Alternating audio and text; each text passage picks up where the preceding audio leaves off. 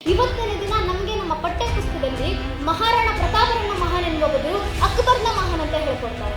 ಆದರೆ ನಮ್ಮ ಹಿಂದೂ ಮಕ್ಕಳನ್ನ ನಾವು ಒಂದು ವರ್ಷದಲ್ಲಿ ಎಷ್ಟು ದಿನ ದೇವಸ್ಥಾನಗಳಿಗೆ ಕರ್ಕೊಂಡು ಹೋಗಿದ್ದೀವಿ, ಆ ದೇವಸ್ಥಾನದ ಶ್ರೇಷ್ಠತೆ ಏನು, ಆ ದೇವಸ್ಥಾನದ ಇತಿಹಾಸ ಏನು, ಆ ದೇವಸ್ಥಾನದ ಪುರಾತನ ಕಥೆಗಳೇನು ಅಂತ ನಮ್ಮ ಮಕ್ಕಳಿಗೆ ಎಷ್ಟು ದಿನ ಕೂರಿಸ್ಕೊಂಡು ಹೇಳ್ಕೊಟ್ಟಿದ್ದೀವಿ ಅಂತ ಯೋಚನೆ ಮಾಡಿ. ಇವತ್ತಿನ ಹಿಂದೂ ಮಕ್ಕಳಿಗೆ ಯಾವುದೋ ವರ್ಷದಲ್ಲಿ ಬರುವ ಯಾವುದೋ ಮೂವಿಯ ರಿಲೀಸ್ ಡೇಟ್ ಜ್ಞಾಪಕ ಇರುತ್ತೆ, ಆದರೆ ನನ್ನ ಹಿಂದೂ ಧರ್ಮದ ರಾಮ ಹಾಗೂ ಕೃಷ್ಣರ ಜನ್ಮಸ್ಥಾನ ಯಾವುದು ಅಂತ ಸಾಮಾನ್ಯ ಧರ್ಮ ಜ್ಞಾನ ಇರೋದಿಲ್ಲ. ನಿಮ್ಮ ಮಕ್ಕಳನ್ನ ನೀವು ಮನೆಯಲ್ಲಿ ಮೊದಲು ಹಿಂದೂಗಳನ್ನಾಗಿ ಮಾಡಿ ಸಾಕು, ಆನಂತರ ಇಂಜಿನಿಯರು, ವಕೀಲರು, ಡಾಕ್ಟರ್ಗಳು ಅವರಾಗೆ ಆಗ್ತಾರೆ.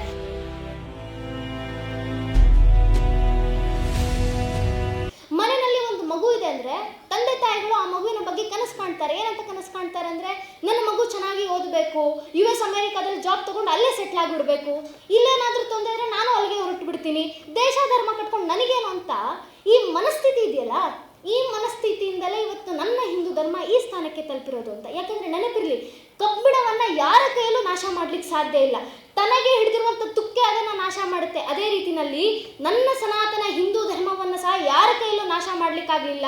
ಆ ಸಮಯದಲ್ಲಿ ಬಂದ ಅಕ್ಬರ್ ಬಾಬರ್ ಕೈಯಲ್ಲೇ ನನ್ನ ಧರ್ಮವನ್ನು ಅಲಿಗಾಡಿಸ್ಲಿಕ್ಕೂ ಆಗಲಿಲ್ಲ ಅಂದ್ರೆ ಇನ್ನು ಈಗಿದ್ದವ್ರು ಇನ್ನೇನು ಮಾಡ್ಲಿಕ್ಕೆ ಸಾಧ್ಯ ಇಲ್ಲ ಅಂತ.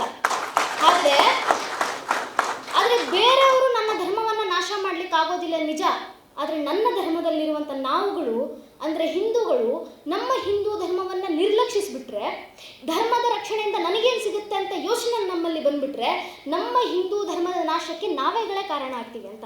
ಯಾಕಂದರೆ ನಾವು ಹಿಂದೂಗಳು ಎಷ್ಟು ಮಾತ್ರ ಹಿಂದುತ್ವವನ್ನು ಜಾಗೃತಿಗೊಳಿಸ್ತಾ ಇದ್ದೀವಿ ಅಂತ ಯೋಚನೆ ಮಾಡಿ. ನಮ್ಮ ಮನೆಯಲ್ಲಿರುವಂಥ ಒಂದು ಮಗುವನ್ನು ಕರೆದುಬಿಟ್ಟು, ಮಗು ನಿಮ್ಮ ಅಪ್ಪ ಅಮ್ಮ ಮನೆಯಲ್ಲಿ ಏನು ಹೇಳ್ಕೊಟ್ಟಿದ್ದಾರೆ ಹೇಳಪ್ಪ ಅಂದರೆ ಮಗು ಶುರು ಹಚ್ಕೊಳುತ್ತೆ ABCDEFG ಅಂತ. ಅದನ್ನು ಬಿಟ್ಟರೆ ಇನ್ನೇನು ಹೇಳ್ಕೊಟ್ಟಿಲ್ಲ ನಾವು ಅಂತ. ನಾವು ಮಕ್ಕಳಿಗೆ ಎಷ್ಟು ದಿನ ಕೂರಿಸ್ಕೊಂಡು ABCD ಅನ್ನು ಹೇಳ್ಕೊಡ್ತೀವೋ, ಎಷ್ಟು ದಿನ ಕೂರಿಸ್ಕೊಂಡು ಟ್ವಿಂಕಲ್ ಟ್ವಿಂಕಲ್ ಲಿಟಲ್ ಸ್ಟಾರ್ ಅಂತ ರೈಮ್ಸ್ ಹೇಳ್ಕೊಡ್ತೀವೋ, ಅಷ್ಟೇ ದಿನ ನಾವು ನಮ್ಮ ಮಕ್ಕಳನ್ನ ಕೂರಿಸ್ಕೊಂಡು, ಮಗು ನೀನು ಬೆಳಗ್ಗೆ ಎದ್ದು ನಿನ್ನ ಪಾದದಿಂದ ಭೂತಾಯಿಯನ್ನು ಸ್ಪರ್ಶಿಸೋಕೆ ಮುಂಚೆ ಸಮುದ್ರ ವಸನೆಯ ದೇವಿ ಪರ್ವತಸ್ಥನ ಮಂಡಲಿ ವಿಷ್ಣುಪತಿ ನಮಸ್ತುಭ್ಯಂ ಪಾದಸ್ಪರ್ಶನ ಕ್ಷಮಸ್ವಾಮಿ ಅಂತ ಭೂತಾಯಿಗೆ ಕ್ಷಮೆ ಕೇಳಬೇಕು ಅಂತ ಎಷ್ಟು ದಿನ ನಾವು ಕಲಿಸ್ಕೊಟ್ಟಿದ್ದೀವಿ ಅಂತ ಯೋಚನೆ ಮಾಡಿ.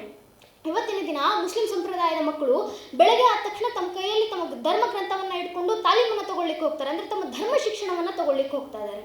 ಕ್ರಿಶ್ಚಿಯನ್ ಸಂಪ್ರದಾಯದ ಮಕ್ಕಳು ಸಂಡೇ ಆದ ತಕ್ಷಣ ಬೆಳಗ್ಗೆ ಎದ್ದು ಚರ್ಚಲ್ಲಿಗೆ ಪ್ರೇಯರ್ ಮಾಡಲಿಕ್ಕೆ ಅಂತ ಹೋಗ್ತಾರೆ.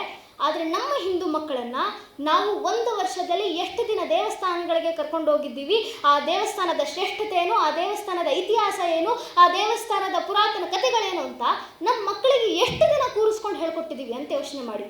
ಎಷ್ಟು ದಿನ ನಮ್ಮ ಮಕ್ಕಳನ್ನು ಕೂರಿಸ್ಕೊಂಡು ಹಿಂದೂ ಗ್ರಂಥಗಳ ಬಗ್ಗೆ, ರಾಮಾಯಣದ ಬಗ್ಗೆ, ಮಹಾಭಾರತದ ಬಗ್ಗೆ, ಭಗವದ್ಗೀತೆಯಲ್ಲಿರುವಂಥ ಶ್ಲೋಕಗಳ ಬಗ್ಗೆ, ಅದರ ಅರ್ಥದ ಬಗ್ಗೆ ಎಷ್ಟು ದಿನ ಹೇಳ್ಕೊಟ್ಟಿದ್ದೀವಿ ಅಂತ. ಇದೇ ಕಾರಣಕ್ಕೆ ಇವತ್ತಿನ ಹಿಂದೂ ಮಕ್ಕಳಿಗೆ ಯಾವುದೋ ವರ್ಷದಲ್ಲಿ ಬರುವ ಯಾವುದೋ ಮೂವಿಯ ರಿಲೀಸ್ ಡೇಟ್ ಜ್ಞಾಪಕ ಇರುತ್ತೆ, ಆದರೆ ನನ್ನ ಹಿಂದೂ ಧರ್ಮದ ರಾಮ ಹಾಗೂ ಕೃಷ್ಣರ ಜನ್ಮಸ್ಥಾನ ಯಾವುದು ಅಂತ ಸಾಮಾನ್ಯ ಧರ್ಮ ಜ್ಞಾನ ಇರೋದಿಲ್ಲ. ಯಾಕಂದರೆ ನಾವು ಯಾವತ್ತೂ ಅವ್ರಿಗೆ ಕೂರಿಸ್ಕೊಂಡು ಹೇಳ್ಕೊಟ್ಟೇ ಇಲ್ಲ ಅಂತ.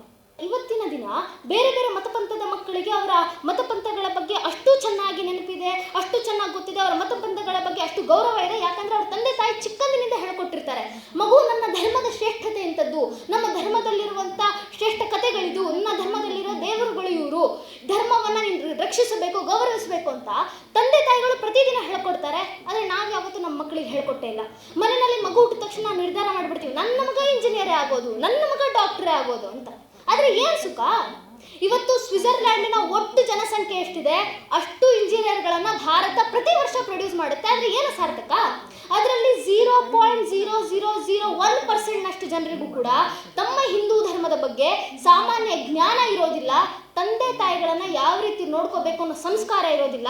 ಅದಕ್ಕೆ ಅವರಲ್ಲಿ ಇಂಜಿನಿಯರ್, ಡಾಕ್ಟರ್ ಆಗಿರ್ತಾರೆ, ತಂದೆ ತಾಯಿಗಳನ್ನ ಇಲ್ಲಿ ವೃದ್ಧಾಶ್ರಮದಲ್ಲಿ ಬಿಟ್ಟು ಹೋಗಿರ್ತಾರೆ. ನೀವು ಅಕಸ್ಮಾತ್ ನಮ್ಮ ಮಕ್ಕಳನ್ನು ನಾವು ಶಾಲೆಗೆ ಕಳಿಸ್ತಾ ಇದೀವಲ್ಲ, ಶಾಲೆಯಲ್ಲಿ ಅವರಿಗೆ ಧರ್ಮದ ಬಗ್ಗೆ ಹೇಳ್ಕೊಡ್ತಾರೆ, ಸಂಸ್ಕಾರವನ್ನು ನೀಡ್ತಾರೆ ಅಂದರೆ ದಯವಿಟ್ಟು ಅದ್ರ ಬಗ್ಗೆ ಕಲ್ಪನೆ ಸಹ ಮಾಡ್ಲಿಕ್ಕೆ ಹೋಗ್ಬೇಡಿ. ಯಾಕಂದರೆ ಮೆಕಾಲೆ ಈ ಎಜುಕೇಷನ್ ಸಿಸ್ಟಮನ್ನು ಭಾರತಕ್ಕೆ ತಂದಿದೆ, ಭಾರತಕ್ಕೆ ತುಂಡರಿಸಲಿಕ್ಕಾಗೋದ್ರಿಂದ ಇವತ್ತಿನ ದಿನ ನಮಗೆ ನಮ್ಮ ಪಠ್ಯ ಪುಸ್ತಕದಲ್ಲಿ ಮಹಾರಾಣಾ ಪ್ರತಾಪರನ್ನ ಮಹಾನ್ ಎನ್ನುವ ಬದಲು ಅಕ್ಬರ್ನ ಮಹಾನ್ ಅಂತ ಹೇಳ್ಕೊಡ್ತಾರೆ, ಛತ್ರಪತಿ ಶಿವಾಜಿ ಮಹಾರಾಜರನ್ನ ಮಹಾನ್ ಎನ್ನುವ ಬದಲು ಜಹಾಂಗೀರ್ನ ಮಹಾನ್ ಅಂತ ಹೇಳ್ಕೊಡ್ತಾರೆ, ಸಾವರ್ಕರ್ರನ್ನ ಮಹಾನ್ ಎನ್ನುವ ಬದಲು ಇನ್ಯಾರೋ ಮೆಕಾಲೆನ ಮಹಾನ್ ಅಂತ ಹೇಳ್ಕೊಡ್ತಾರೆ, ಭಗತ್ ಸಿಂಗರನ್ನ ಮಹಾನ್ ಎನ್ನುವ ಬದಲು ಟಿಪ್ಪು ಸುಲ್ತಾನ್ನ ಮಹಾನ್ ಅಂತ ಹೇಳ್ಕೊಡ್ತಾರೆ, ಹಿಂದೂಗಳನ್ನ ಆತಂಕವಾದಿಗಳು ಒಂದು, ಮೊಘಲರನ್ನ ಶಾಂತಿ ದೂತರು ಅಂತ ಹೇಳ್ಕೊಡ್ತಾರೆ. ಅದರಿಂದ ನಿಮ್ಮ ಮಕ್ಕಳಿಗೆ ಅಥವಾ ನಮಗೆ ಈ ಶಿಕ್ಷಣದಿಂದ ಯಾವುದೇ ಧರ್ಮದ ಬಗ್ಗೆ ತಿಳುವಳಿಕೆ ಬರೋದಿಲ್ಲ. ಈ ಕ್ಷಣ ಇಲ್ಲೇ ಕೂತಿರುವಂಥ ನಿಮಗೆ, ನೀವು ಶಾಲೆಗೆ ಹೋಗ್ತಾ ಇರಬೇಕಾದ್ರೆ, ನೀವು ಚಿಕ್ಕವರು ಇರಬೇಕಾದ್ರೆ ನಿಮ್ಮ ಇತಿಹಾಸದ ಪಠ್ಯ ಪುಸ್ತಕಗಳಲ್ಲಿ ಯಾರ ಬಗ್ಗೆ ಹೇಳ್ಕೊಟ್ರು ಅಂದರೆ ನಿಮ್ಮ ಬಾಯಲ್ಲಿ ಬರೋದು 3 ಹೆಸರು: ಅಕ್ಬರು, ಶಹಜಾನ, ಅಲೆಕ್ಸಾಂಡರು. ಇವ್ರು ಬಿಟ್ಟು ಮುಂದೆ ಹೋಗಲೇ ಇಲ್ಲ ಅಂತ. ನಾವು ಶಾಲೆನಲ್ಲಿದ್ದ ಅಷ್ಟು 10 ವರ್ಷ ಯಾರ ಬಗ್ಗೆ ಕಲಿತ್ವಿ ಅಂದರೆ ಇವ್ರ 3 ಜನದ ಬಗ್ಗೆ, ಇವ್ರ ಮಕ್ಕಳ ಬಗ್ಗೆ, ಇವ್ರ ಮೊಮ್ಮಕ್ಕಳ ಬಗ್ಗೆ, ಇವ್ರ ಇಡೀ ವಂಶಾವಳಿಯ ಬಗ್ಗೆ ಕಲಿತ್ವಿ.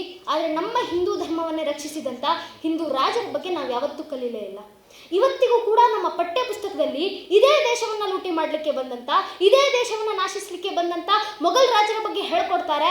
ಆದರೆ ಇಡೀ ಭಾರತದಲ್ಲಿ ಹಿಂದೂ ಸ್ವರಾಜ್ಯ ಸಾಮ್ರಾಜ್ಯವನ್ನು ನಿರ್ಮಿಸಿದಂಥ ಛತ್ರಪತಿ ಶಿವಾಜಿ ಮಹಾರಾಜರ ಬಗ್ಗೆ ಹೇಳ್ಕೊಡೋದಿಲ್ಲ.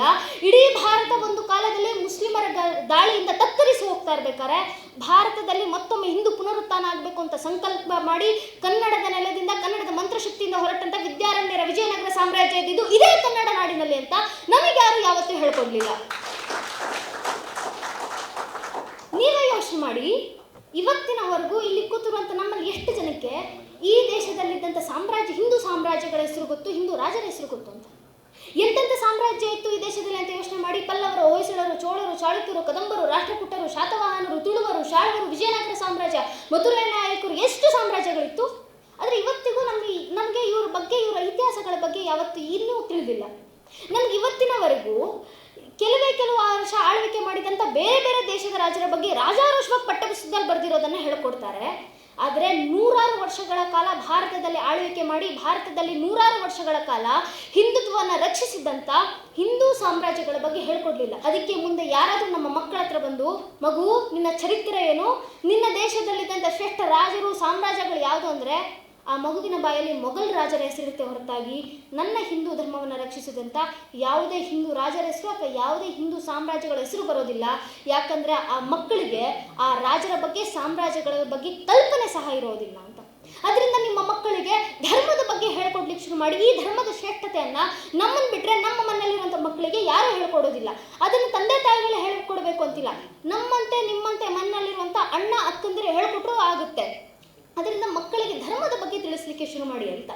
ನಿಮ್ಮ ಮಕ್ಕಳನ್ನು ನೀವು ಮನೆಯಲ್ಲಿ ಮೊದಲು ಹಿಂದೂಗಳನ್ನಾಗಿ ಮಾಡಿ ಸಾಕು, ಆನಂತರ ಇಂಜಿನಿಯರು, ವಕೀಲರು, ಡಾಕ್ಟ್ರುಗಳು ಅವರಾಗೆ ಆಗ್ತಾರೆ. ನಿಮ್ಮ ಮಕ್ಕಳಿಗೆ ಬೇರೆ ಯಾರೋ ಒಂದು ಅಧರ್ಮದ ದಾರಿಯನ್ನು ತೋರಿಸೋಕ್ಕೂ ಮುಂಚೆ ನೀವೇ ನಿಮ್ಮ ಮಕ್ಕಳಿಗೆ ಧರ್ಮವನ್ನು ಹೇಳ್ಕೊಡಿ. ಯಾಕಂದರೆ ನನ್ನ ಧರ್ಮ ಯಾವತ್ತಿಗೂ ಕೂಡ 4 ಜನರಿಗೆ ಬಾಂಬ್ ಹಾಕಿದ್ರೆ ಸ್ವರ್ಗ ಸಿಗುತ್ತೆ ಅನ್ನಿಲ್ಲ, ಬದಲಾಗಿ 4 ಜನ ಹಸಿದವರಿಗೆ ಊಟ ಹಾಕಿದ್ರೆ ನಿನಗೆ ಸ್ವರ್ಗ ಸಿಗುತ್ತೆ ಅಂತ ಶ್ರೇಷ್ಠ ಸನಾತನ ಧರ್ಮ ಅನ್ನೋದು. ಅದಕ್ಕಾಗಿ ಈ ಪರಂಪರೆ ಬಗ್ಗೆ ನಿಮ್ಮ ಮಕ್ಕಳಿಗೆ ತಿಳಿಸ್ಕೊಡಿ ಅಂತ ಹೇಳೋದು. ಪ್ರತಿಯೊಬ್ಬ ಹಿಂದೂ ಕೂಡ ಇದನ್ನು ಹೆಮ್ಮೆಯಿಂದ ಹೇಳಬೇಕು. ಏನಂದರೆ ನಾವು ಹಿಂದೂಗಳು ಇವತ್ತು ಜಗತ್ತಿಗೆ ತೋರಿಸ್ಕೊಟ್ಬಿಟ್ಟಿದ್ದೀವಿ, ನಾವು ಹಿಂದೂಗಳು ಮಲಗಿಲ್ಲ, ಜಾಗೃತರಾಗ್ತಾ ಇದ್ದೀವಿ ಅಂತ. ಯಾಕಂದರೆ ಇವತ್ತಿನ ದಿನ, ಯಾಕಂದರೆ ಲವ್ ಜಿಹಾದನ್ನು ಬೆಂಬಲಿಸುವಂಥ ಒಂದು ಆ್ಯಡ್ ಬಂದಾಗ ಎಲ್ಲ ಹಿಂದೂಗಳು ಅದರ ವಿರುದ್ಧವಾಗಿ ಧ್ವನಿ ಎತ್ತುತ್ತೀವಿ. ಕಂಪನಿ ಕೆಲವು ದಿನಗಳಲ್ಲಿ ಇಡೀ ಆ್ಯಡನ್ನು ವಾಪಸ್ ತಗೊಳ್ಳುತ್ತೆ. ಒಂದು ಬಯೋಪಿಕ್ ಮೂವಿನಲ್ಲಿ ಮುಸಲ್ಮಾನ್ ಹುಡುಗನ ಹೆಸರಿನ ಜಾಗದಲ್ಲಿ ಹಿಂದೂ ಹುಡುಗನ ಹೆಸರಿಟ್ಟು ಅದನ್ನು ವಿಲನ್ನ ರೀತಿಯಲ್ಲಿ ಬಿಂಬಿಸಲಾಗಿದೆ ಅಂತ ಗೊತ್ತಾದಾಗ ಎಲ್ಲ ಹಿಂದೂಗಳು ರಾತ್ರಿ ತಾವು ಕೊಂಡುಕೊಂಡಂಥ ಟಿಕೆಟನ್ನು ವಾಪಸ್ ತಗೊಂತಾರೆ.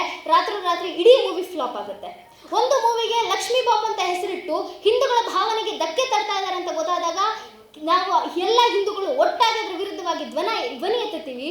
ಆ ಮೂವಿ ಕೆಲವೇ ದಿನಗಳಲ್ಲಿ ತನ್ನ ಇಡೀ ಟೈಟಲನ್ನೇ ಬದಲಾಯಿಸ್ಕೊಳ್ಳುತ್ತೆ. ಅದರಿಂದ ಇವತ್ತು ನಾವು ಹಿಂದೂಗಳು ಜಾಗೃತರಾಗ್ತಾ ಇದ್ದೀವಿ ಅಂತ ನಿಜವಾಗ್ಲೂ ಹೆಮ್ಮೆಯಿಂದ ಹೇಳಬೇಕು.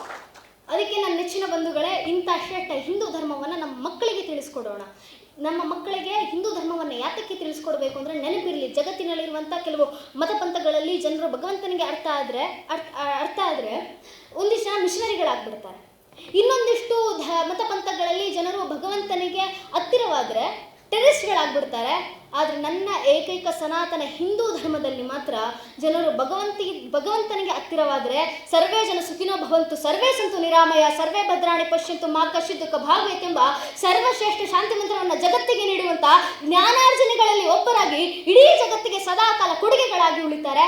ಅದಕ್ಕೋಸ್ಕರ ನಿಮ್ಮ ಮಕ್ಕಳಿಗೆ ಇವತ್ತಿನ ದಿನದಿಂದಲೇ ಹಿಂದುತ್ವದ ಬಗ್ಗೆ ಜಾಗೃತಿ ಮೂಡಿಸಿ, ಹಿಂದುತ್ವದ ಶ್ರೇಷ್ಠತೆ ಏನು ಅಂತ ತಿಳಿಸಿ.